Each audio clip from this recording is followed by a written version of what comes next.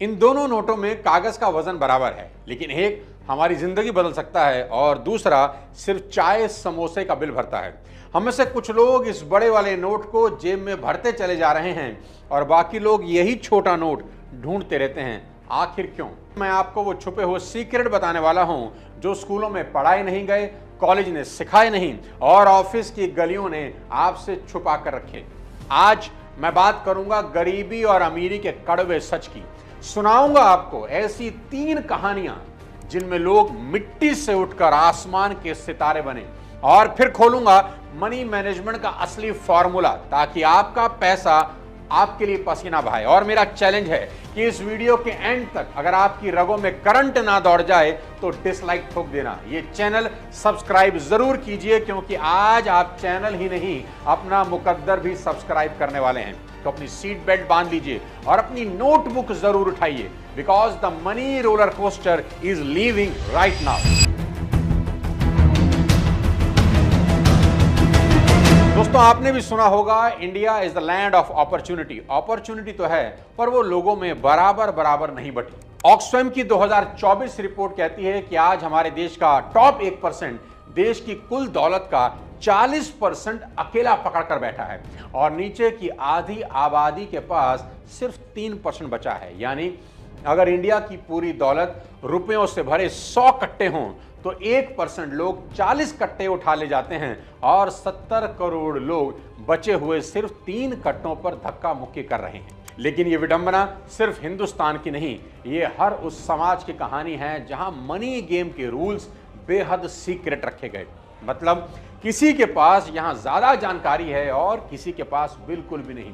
तो असली लड़ाई यहां पैसे की नहीं, जानकारी की है। जिस इंसान को सबसे पहले और सबसे तेज इंफॉर्मेशन मिल जाती है वो सारा पैसा उठाकर अपने अकाउंट में मोड़ देता है, और जिन लोगों के पास इंफॉर्मेशन का अभाव है वो सब गरीबी का तमाशा देख रहे हैं। तो आज सबसे पहले समझते हैं गरीबी के वो ऐसे 5 अदृश्य जाल जिसके अंदर करीब करीब सारा हिंदुस्तान फंसा हुआ है। सबसे पहला जाल है फाइनेंशियल इलिटरेसी।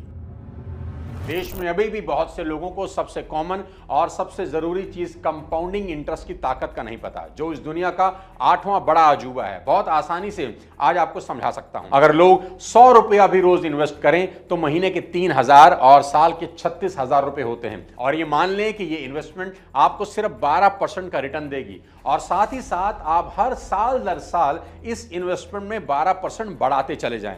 आप हैरान हो जाएंगे, 30 साल के बाद आपको 3 करोड़ रुपए मिल जाएंगे। सिर्फ 100 रुपए से शुरुआत करके भी कोई 3 करोड़ रुपए बना सकता है, पर कोई इन्वेस्ट करे तभी तो। दूसरा जाल है इंस्टेंट ग्रेटिफिकेशन, यानी EMI है ना।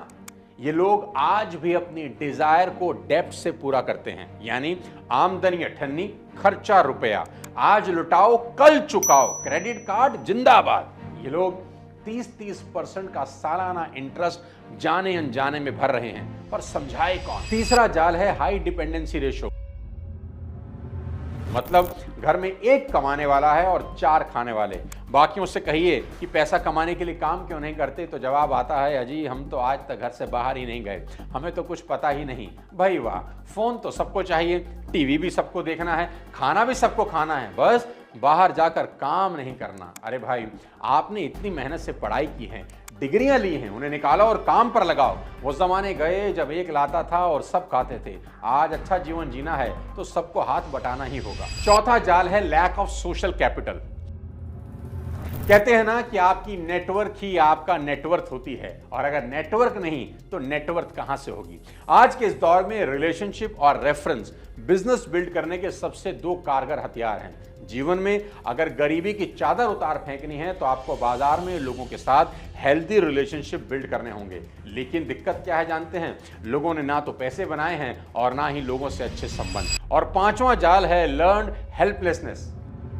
मतलब हमसे ना हो पाएगा की आदत जो पीढ़ियों से चली आ रही है कि ये हम कैसे कर सकते हैं, आज तक हमारे परिवार में किसी ने नहीं किया, हमारे मतलब का काम नहीं है, वगैरह वगैरह। वीडियो को पॉज करिए और आप कमेंट बॉक्स में लिखिए कि इन 5 में से कौन सा जाल अभी आपकी टांग खींच रहा है, और ये भी लिखिए कि कल से उस जाल को काटने के लिए आप कौन सा एक्शन लेने वाले हैं। अब आपसे एक सवाल पूछता हूं, जिन लोगों को आप अमीर देखते हैं क्या वो लोग पैदा ही अमीर हुए थे?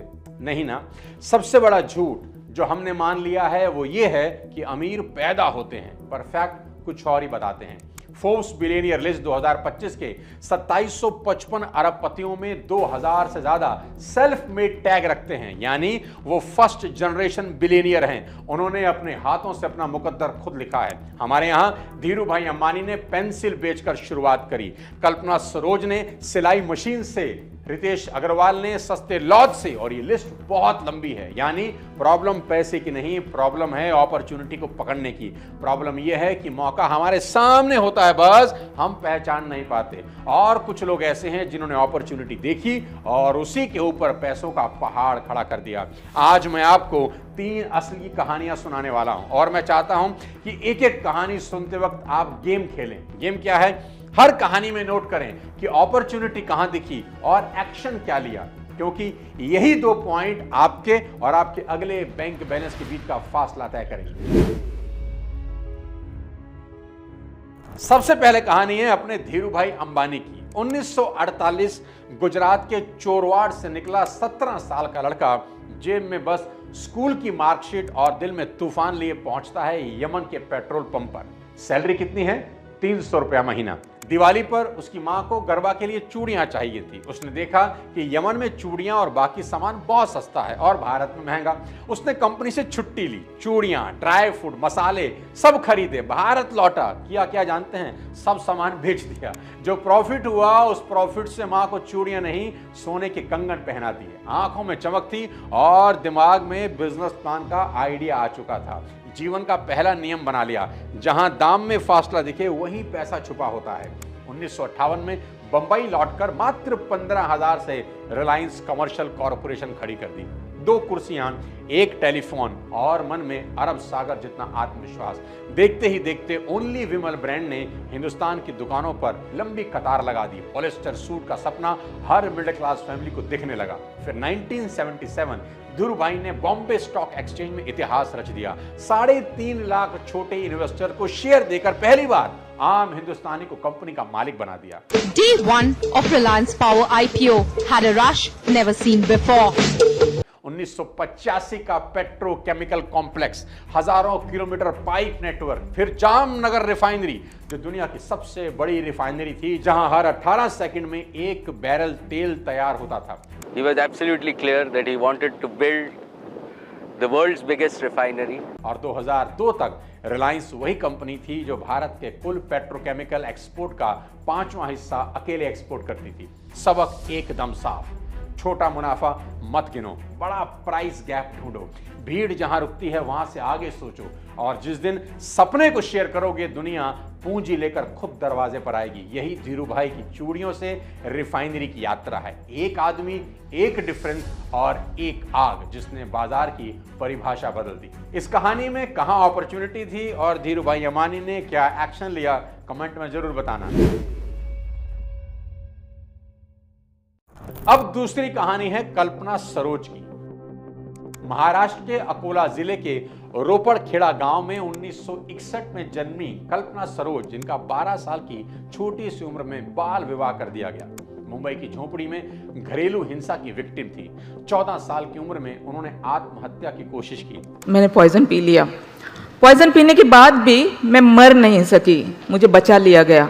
जिंदगी ने हर पन्ना काला लिख दिया। आप सोचते होंगे कि अंत बड़ा ट्रेजिक हुआ होगा, नहीं।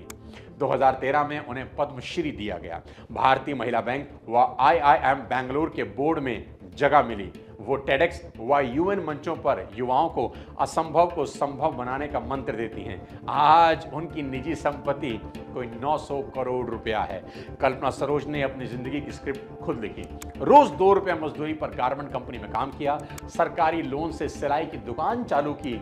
सिलाई मशीन से 3 रुपया प्रति ब्लाउज कमाए और फिर सरकारी लोन से फर्नीचर वर्कशॉप खड़ी कर 300 मजदूरों को रोजगार दिया। उनका सबसे चर्चित कारनामा 2006 का है, जब कमानी ट्यूब्स पर 116 करोड़ का कर्ज था। ये कंपनी 500 से ज्यादा मुकदमे और लिटिगेशन नोटिस पर लटकी थी। सारे खरीदार भाग चुके थे। सब बोले ये कंपनी डूबता जहाज है। कल्पना बोली डूबता जहाज है तो क्या हुआ, मैं कैप्टन बढ़िया हूं, पार लगा दूंगी। कल्पना सरोज ने वर्कर्स यूनियन, बैंकों व कोर्ट को एक मेज पर लाकर एक स्कीम समझाई। मजदूरों के बकाया 8.5 करोड़ चुकाए, 3 नई गैस फर्नेस लगाई और 2010 तक कंपनी को प्रॉफिट में मोड़ दिया। हिस्ट्री में यह पहला मौका था जब एक दलित महिला ने खस्ता हाल कॉर्पोरेट कंपनी को रिवाइव कर प्रोडक्शन पर ला दिया और आज वही ब्रांड खाड़ी देशों में प्रीमियम पर बिक रहा है। कोर्ट ने उन्हें द ओरिजिनल स्लमडॉग मिलेनियर कहा। वो कहा करती थी, जब लोग डरकर भागते हैं वही वक्त भागने वालों के लिए रास्ता खोलता है। कहते हैं ना, हौसले का लोन जब सैंक्शन हो जाए तो ब्याज में दुनिया रिस्पेक्ट चुकाती है। आपके लिए फिर वही सवाल, इस कहानी में कहां अपॉर्चुनिटी थी और कल्पना सरोज ने क्या एक्शन लिया, कमेंट में जरूर बताइए। और तीसरी कहानी है रितेश अग्रवाल। ओडिशा के छोटे से कस्बे बिसमकुटुक में 13 साल सिम कार्ड बेचने वाला 17 साल का लड़का जब पहली बार दिल्ली आया तब जेब पतली थी पर सपने मोटे। वो दिल्ली की सड़कों पर 800 रुपए से 900 रुपए के सस्ते होटल ढूंढता ढूंढता एक प्रॉब्लम पकड़ता है, क्या कि अधिकतर होटल के कमरे खाली हैं पर ट्रैवलर को मिल नहीं रहे और रेट है अनाप शनाप। उसने सॉल्यूशन ढूंढा, एक ऐसा प्लेटफॉर्म होना चाहिए जो होटल के कमरों को वैसा ही स्टैंडर्ड, वही प्राइस प्रॉमिस और वही एक्सपीरियंस दे जैसे मैकडॉनल्ड का बर्गर, जिसे चाहे आप मुंबई में खाएं चाहे मुरादाबाद में, टेस्ट एक जैसा होगा। और फिर जन्म हुआ ओयो का। दोस्तों 2025 तक ओयो 80 से ज्यादा देशों में 1,57,000 होटलों से पार्टनरशिप करके 4 करोड़ से ज्यादा पैसेंजर को चीपेस्ट रूम प्रोवाइड करा चुका है। कोविड पेंडेमिक के दौरान जब होटल इंडस्ट्री पूरी तरह आईसीयू में थी, रितेश अग्रवाल ने कमीशन मॉडल को subscription plus flexible revenue share में बदलकर मालिकों का फिक्स खर्चा 0 कर दिया।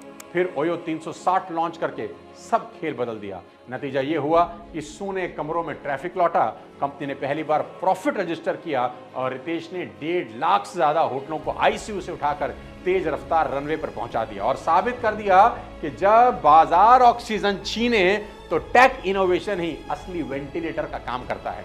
सीख क्या मिली? बड़ी सिंपल है कि छोटा आइडिया अगर बड़ा पेन हल करे तो दुनिया फंडिंग खुद ब खुद दफ्तर तक पहुंचा देती है। यानी आपका दिमाग सोना उगलने वाली खान है, बस आपको सही इंस्ट्रूमेंट से खनन करना आना चाहिए। सवाल फिर वही, इस कहानी में अपॉर्चुनिटी कहां थी और रितेश ने क्या एक्शन लिया, कमेंट में जरूर बताइए। तो दोस्तों, पेट्रोल पंप का सेल्समैन, स्लम की सिलाई मास्टर और सस्ते हॉस्टल का घुमक्कड़, तीनों ने प्रूव किया कि सर्कमस्टांसेस हमसे बड़े नहीं, हमारे फैसले बड़े होते हैं। अगर ये इंस्पिरेशनल कहानियां भी आपकी रगों में आग नहीं लगाती तो शायद आपका वाईफाई ही स्लो है। वीडियो दोबारा प्ले कर लीजिए। अभी लाइफ में चाहे जितनी गरीबी हो, जितनी इनइक्वालिटी हो या हौसले की कमी हो, याद रखो पैसा सबसे पहले दिमाग में उगता है, जेब में तो बस फसल काटनी होती है। अब उठो, एक्शन लो और अगली कामयाबी की कहानी तुम लिखो। हम सब पढ़ने को बेताब हैं। वीडियो अगर पसंद आया हो तो कम से कम अपने 5 जानने वालों को जरूर शेयर कर दें। अगले किसी और धमाकेदार वीडियो के साथ जल्द आपसे मिलता हूं। तब तक स्वास्थ्य का ध्यान रखें। जय हिंद।